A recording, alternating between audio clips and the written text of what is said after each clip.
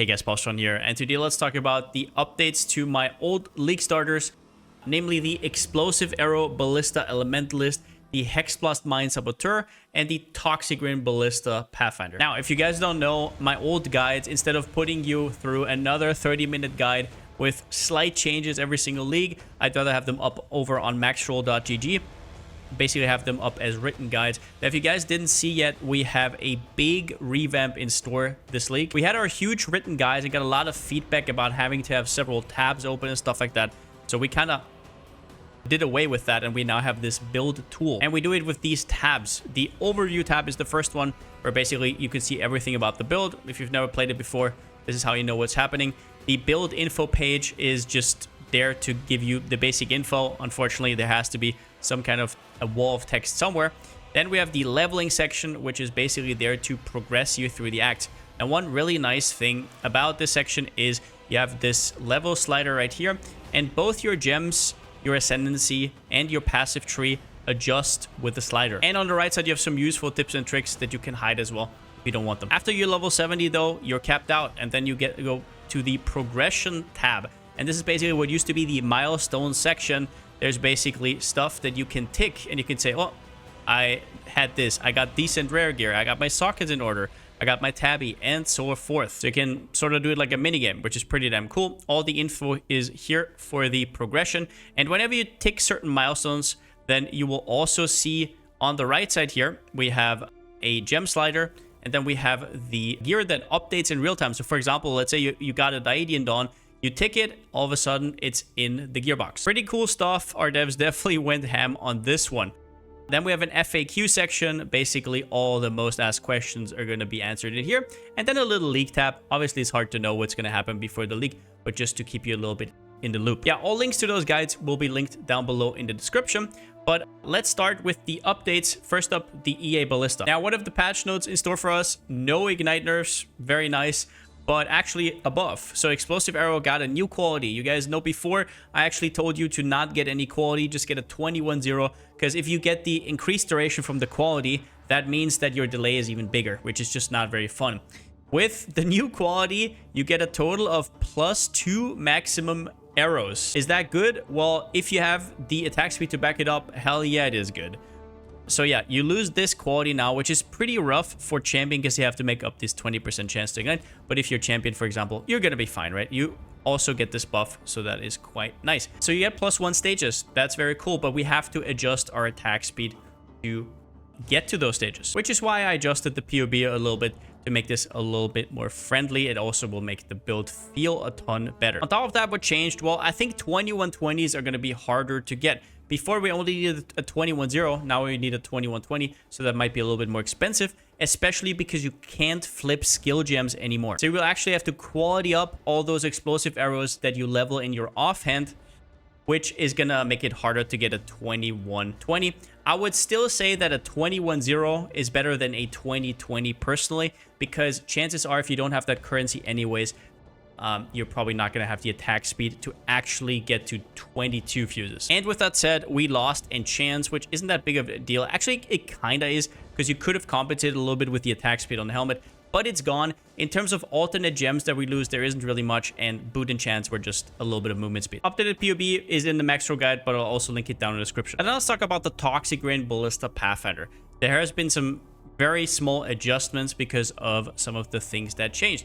So Toxic Rain actually got a buff. Toxic Rain's quality now provides +2 seconds to base duration instead of the AoE. We needed the AoE, but we're going to get them back somewhere else. What happens is Toxic Rain's duration goes from 1 to 1.2 base, which then gets scaled with your increased duration. So it's basically like 20% more damage. Now that's mostly against bosses. While you're mapping, I don't think you're going to feel that much of a difference. Maybe kill stragglers easier, sure. But still remember that this is duration damage, so you're not going to feel it immediately.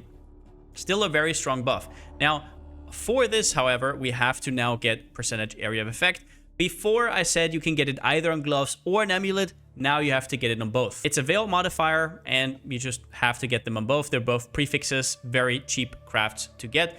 Just make sure that you have exactly 39%. You get 20% from the mastery, from the bow mastery, and then you need one with 9% and one with 10%. However, since we have to craft it on the amulet, we lose the -7 mana craft on the amulet. And while early, you just go life tap, later in the game, you would really like to run something like this with either damage on full life or empower. Now, the best case scenario would be probably that you figure it out on jewels, get some reduced mana on jewels. Usually, they're just randomly on already good jewels, just as a 4th mod. Nobody wants them. That's fine, but I think this is the easiest way to do it. Get Revelry, which doesn't do much. It frees up your mana a little bit, and it gives you reduced mana cost of skills. However, that is free points that you could otherwise use for a medium cluster jewel or something. So it might not actually be the best way to go for a life tap again and just not care about your mana cost at all anymore. That is something you'll have to decide for yourself. I don't know how it's going to feel, but I just put the option here. Now, the loss of enchants wasn't really big. We didn't really have anything. We lost 40% increased damage, but we had a Wilma's already, and getting an enchant on a Wilma's was so expensive. It's not like we're actually losing something. And the boots, once again, just movement speed. Alt quality gems, I think the only thing, like really the only thing that I used is like a anomalous, I want to say an anomalous immortal call or something, but yeah, totally whatever. Now then at the end here, we have the Hexblast Mines Saboteur. And this is the only build that actually didn't get buffed, but a little bit nerfed. We're going to talk about what that means. Now, if I thought that it was a harsh nerf, I would have taken down the guide. I don't think it's that big of a deal. We're going to talk about it right here. So the nerf was to the quality of high impact mine and minefield. Both of them now give you 10% increased damage instead of 10% mine throwing speed. Everybody who's played the build knows that mine throwing speed is very, very valuable. So in total, we're losing -20% mine throwing speed. I will say this. I don't know when you guys usually get your quality on your support gems. That is usually like day 2, day 3 for me. I don't even care about that on day 1. And so that will not feel any different. And endgame felt fast enough already for me. Some things you might consider is get some medium cluster jewels for traps and mines to get a little bit of extra throwing speed. But what I would just say is don't use trap and mine damage support anymore. This one had 10% less mine throwing speed, and it is a strong support, but it's not like you cannot beat it with something like added chaos damage. A lot of people were already not using it. 10% less mine throwing speed. It's going to take a little bit away from your pre-throw damage, but for something like mapping or sanctum, it's going to feel a lot better. Now, some people have talked about Trickster. I'm not really sure what the big deal is with Trickster. If you look at the difference, so here you get +2 frenzy charges, which is 20% mine throwing speed, but you get 5 here, 5 here. So the difference is really only 10%. You don't run one step ahead in endgame. You actually respec this because it does not stack with your action speed boots mod. So that node is pretty dead end game, other than, I guess, making you freeze immune. So that is all you really get. That's all you get. 10% mine throwing speed should all of a sudden be like the difference between Trickster and Sabo. Personally, I still prefer Sabo. Trickster was already a good option, as I said. If you think that 10% mine throwing speed is going to make that much of a difference, sure, try it out. Once again, I'll remind you of this. I actually said that in the video, but I think that Trickster leveling, right, as long as you don't have that action speed and you get one step ahead plus Swift Killer, is one of the best leveling for this build in the game. The reason I can't put it in the main build guide is that I don't want people to have to spec with 40 regrets later to respec into Saboteur. Around about level 80, 85, you really need those extra defenses and you need that extra recovery. Now, other than that, I guess something I forgot to write down is the Helm enchant also doesn't matter very much because it's not like you would have gotten a Helm enchant on a Sandstorm Visage anytime soon. The boot enchant, though, we lost 120% increased crit chance. So it's not just that we lost movement speed, we lost a little bit of damage, which comes out to around about 8% less damage. In conclusion, Explosive Arrow and Toxic Rain are slightly buffed, and Hexblast slightly nerfed. However, if you liked Hexblast last league, the day 1 will feel exactly the same. You did not have that boot enchant, you did not have the quality on gems.